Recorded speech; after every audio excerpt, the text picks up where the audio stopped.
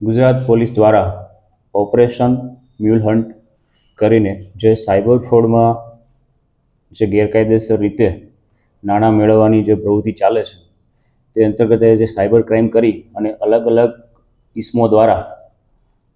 કેટલાક લોકો પાસેથી તેમના બેંક એકાઉન્ટો ભાડે લઈ તેમને કમિશન આપવાની લાલચ આપી અને આ પ્રકારની પ્રવૃત્તિઓ આચરવાની જે ગુના બની રહેલા છે તે અંતર્ગત આ ઓપરેશન મ્યુલ હન્ટ બાબતે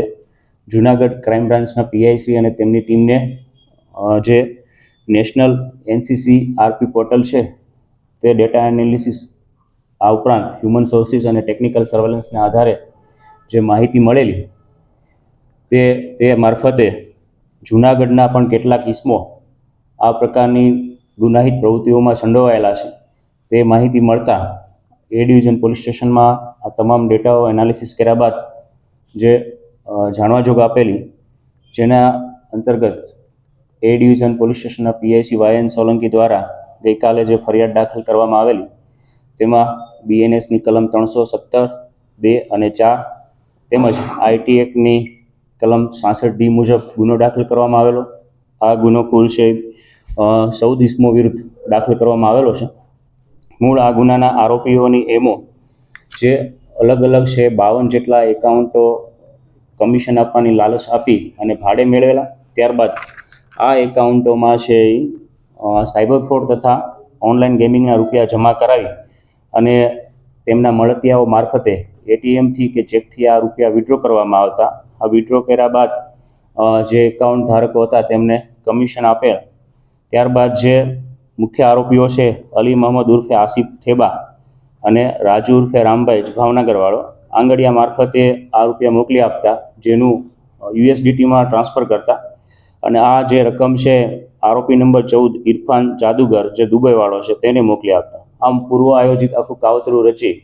આંતરરાષ્ટ્રીય લેવલનું એક રેકેટ છે આ આરોપીઓ સંડોવાયેલા હોય અને દેશને આર્થિક રીતે નુકસાન પહોંચાડી રહેલા, જેથી કરીને જૂનાગઢ એલસીબી તથા એ ડિવિઝન પોલીસ સ્ટેશન દ્વારા આ બાબતે ગુનો દાખલ કર્યા બાદ હાલ વિગતવારની તપાસ હાથ ધરવામાં આવેલી છે. આ આરોપીઓના એકાઉન્ટમાં કુલ 305 કરોડ રૂપિયાની જે અમાઉન્ટ છે તેમના ફ્રોડ થયેલા છે. જે પૈકી એનસીસી આરપી પોર્ટલ ઉપર 192 ફરિયાદો 52 એકાઉન્ટ ધારકો વિરુદ્ધ દાખલ થયેલી છે અને જેમાં 9,43 લાખ રૂપિયાની અમાઉન્ટ છે એ સાયબર ફ્રોડના નાણાં મેળવેલા હોવાની હકીકત છે એ ધ્યાને આવેલા છે. હાલ આ તપાસ દરમિયાન છે કુલ 5 આરોપીઓ અલી મોહમ્મદ ઉર્ફે આસિફ હબીબ થેબા, ઇમ્તિયાઝ ઉર્ફે બકરો, અજય ઉર્ફે કાનો, અંજુમ ચૌહાણ, સાહિલ ઉર્ફે કાર્યો, આ 5 આરોપીઓની ધરપકડ કરવામાં આવેલી છે. અન્ય 4 આરોપી જયેશ મકવાણા, રાહુલ કેશવાલા, ઉમર સમા, કેતન સોલંકી આ 4ને હસ્તગત કરવામાં આવેલા છે. આ સિવાય અન્ય બાકીના આરોપીઓ અસલમ ઉર્ફે લાલો કુરેશી સિવાયના જે બાકીના આરોપીઓ છે અને હાલ પોલીસ દ્વારા જે અલગ અલગ ટીમો બનાવી અને ટેકનિકલ સર્વેલન્સના આધારે લોકેટ કરવાની પ્રોસિજર હાથ ધરવામાં આવેલ છે.